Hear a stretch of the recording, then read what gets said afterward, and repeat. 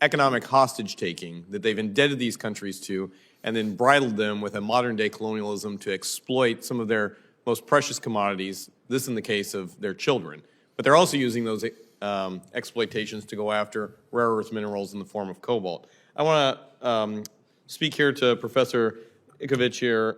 Milos, you talked in a recent report that shows violence in Congo has displaced approximately 7 million people. What does that mean for those left behind today and the type of forced labor they're required to do in the machination of Chinese cobalt exploitation? That means that they don't have any alternative but to work as slaves. So now we have both economic hostage-taking and human exploitation happening on the same hand. Will the factions in charge of these mines refill employees with other parts of the world? Or are they going to continue to dig into an exploited underclass, largely children, in your opinion?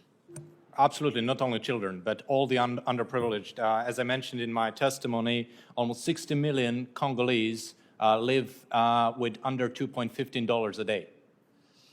They're forced to work as slaves. We talk about effective slavery under international law.